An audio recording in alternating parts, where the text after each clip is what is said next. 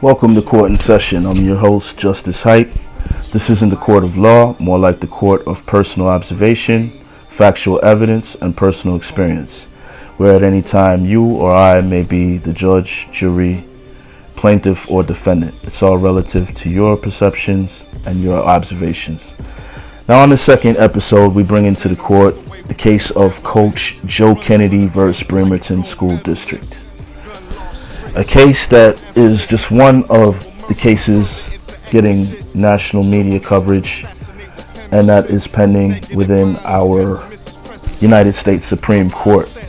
Now, this case explores the First Amendment, which states, Congress shall make no law respecting an establishment of religion, or prohibiting the free exercise thereof, or abridging the freedom of speech or of the press, or the right of the people peaceably to assemble and to petition the government for a redress of grievances.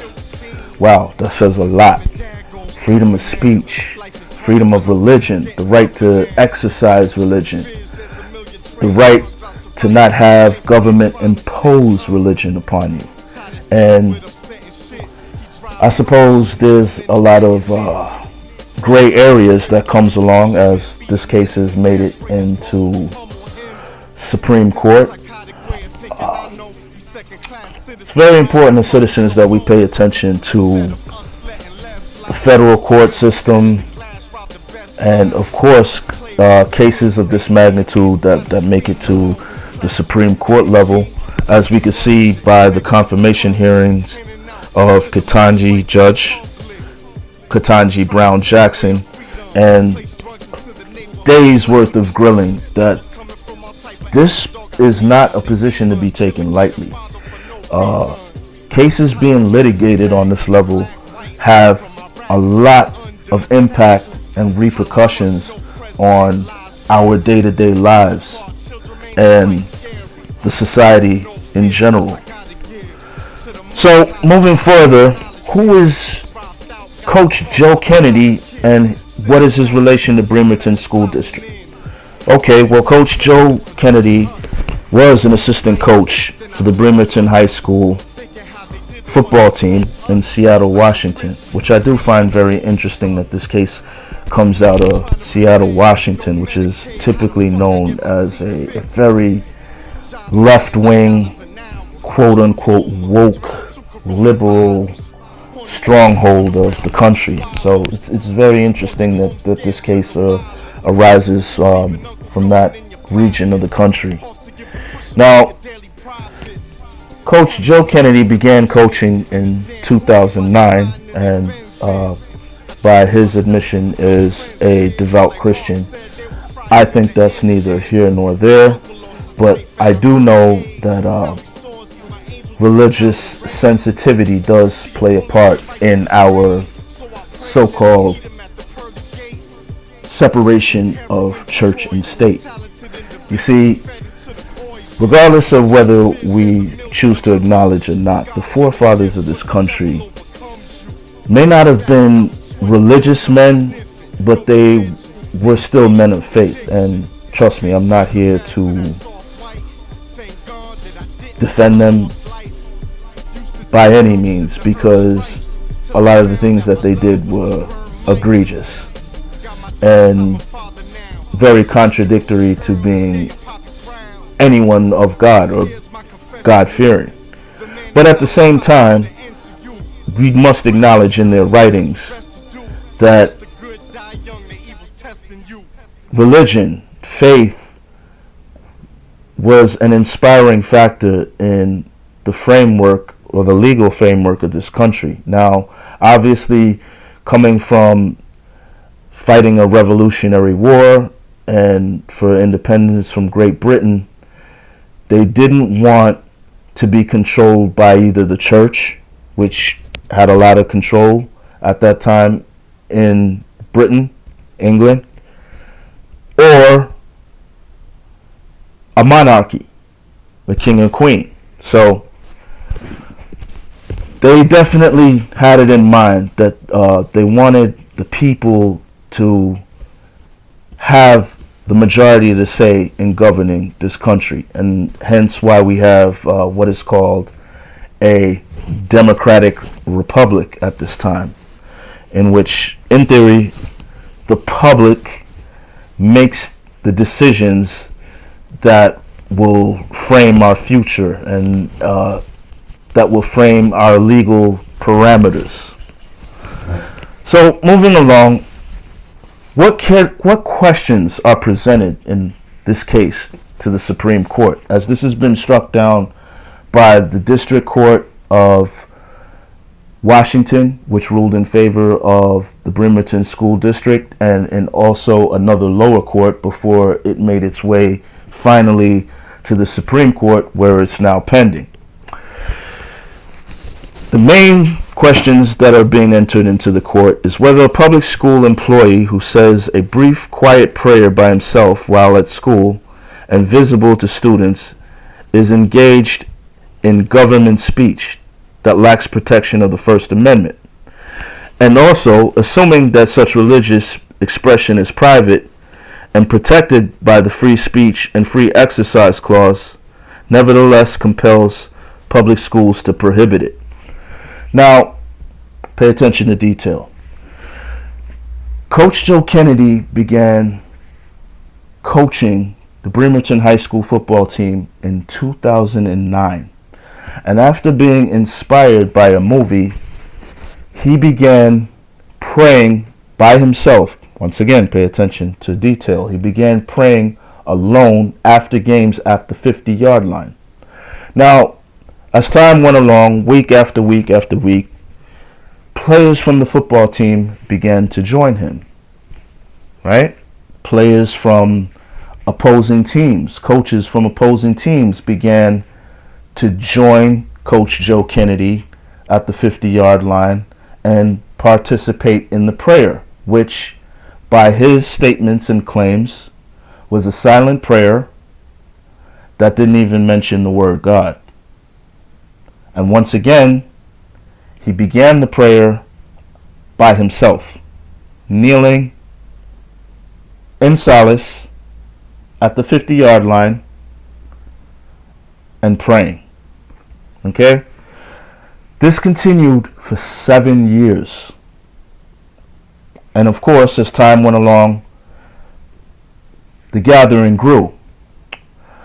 After a while, it was brought to the attention by some sources that have been left nameless to this point, brought it to the school district, saying that it was a breach of the First Amendment, and also complaining of health hazards or safety hazards at the time, which is interesting because we're talking about a football game and a prayer preceding a football game. Anyway, moving along. The school district, after being alerted and informed as to what was going on, proceeded to offer Coach Joe Kennedy alternatives for the format of his prayer, in which they offered a private location for himself and the team to meet, and or allowing the students to lead the prayer. This, once again, persisted on for 7 years before eventually Coach Joe Bremerton was released and under paid leave, and it was recommended that his contract was no longer be renewed. Now, after being warned that the prayer was a breach of the First Amendment, the school district itself didn't seem to have a problem with the prayer itself. They seemed to have issue with where the prayer was being conducted and the assumption that Coach Joe Kennedy was leading the prayer, which is why I said pay attention to detail, because Coach Kennedy began his prayer initially alone at the 50-yard line. The students, the other coaches, opposing coaches, family members, township that would come to the high school football games chose on their own accord to join him. All right? Now, since I've been a child, I can recall hearing about this separation of church and state. Separation of church and state. But I have to question that. I observe a little bit closer, because when you look at our legal tender, the words "in God we trust" are marked on them. In congressional hearings and in court hearings, even though it's optional, a Bible or Quran, whichever is chosen, are used to swear people in, right, on the stand. So how is it that there's this separation that some speak of, in which religion is completely barred and any idea of God is prohibited and eliminated from our government structure, and yet still we have a national anthem, which once I got to around middle school, I stopped repeating, as liberty and justice for all. Just that part never set firm with me. But that's neither here nor there. That's a whole other topic of discussion, and I shall not digress. But the Pledge of Allegiance that we're all accustomed to saying as children in school ends off by saying, "One nation under God." That doesn't seem like a wall of separation between church and state, right? That seems like church is embedded in the state. If it's looked at in a literal sense, it is what it is, as we commonly say, right? In closing this off, because I'm not going to keep this case going too long, we have to look at, as citizens of this country, the direction in which our country is headed at this time, and how many of our liberties are actually remaining intact. Here it is. You are able to observe whatever religion it is you so choose, regardless how it's viewed upon in society. Whether you want to worship purple unicorns, if you're a Luciferian, our First Amendment protects that right. It also protects the right of the state not to impose any such religion. Now, impose means to force. And going back to what the First Amendment clearly said once again, is that Congress shall make no law respecting an establishment of religion, right? Meaning, in short term, there will be no national religion. We're not going to be Iran, in which we're governed under Islam, or Israel, in which we're governed under Judaism, right? Simple, understood. Or prohibiting free exercise thereof. We're not going to stop you. We're not going to tell you that you have to be a Christian. We're not going to tell you that you have to be a Muslim. But if you so choose to practice the Muslim faith, if you so choose to practice the Christian faith, then that is your choice, and you are at free will to do so. So in closing here, I see a huge breach of the First Amendment against Coach Joe Kennedy, prohibiting, in this case, his right to exercise his faith, because he chose to kneel at the 50-yard line and say a silent prayer. The students, the faculty, the opposing team made a choice to join Coach Joe Kennedy at the 50-yard line and participate in this prayer, right? And it's just a shame that in 2022, in which we have issues of gun violence in school, mass shootings, that we're making an issue of faith at this time that pertinent or that detrimental that it has now reached the Supreme Court. Where are we, people? Where are we in terms of our society and the direction that it's heading, right?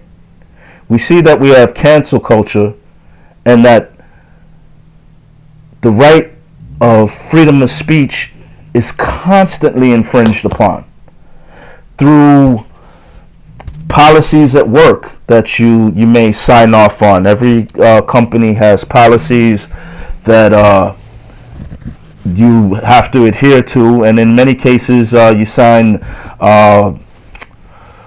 what they call non-disposal agreements, NDAs, with certain companies, and that when certain contracts are done in certain business settings that prohibit you from saying what you feel, right?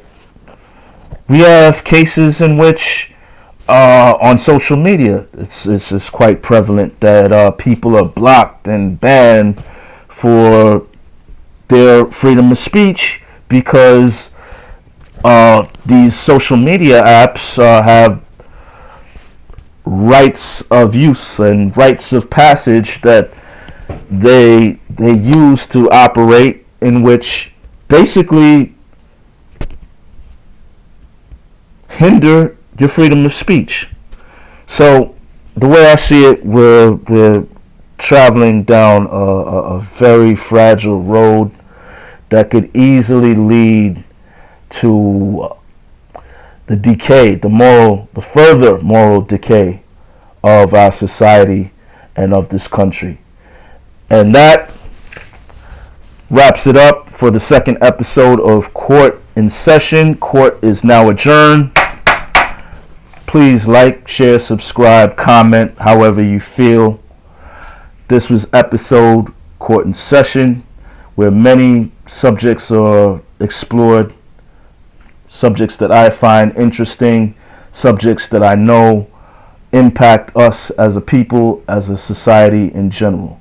Stay blessed, stay safe. Until next time, peace and blessings. I'm out.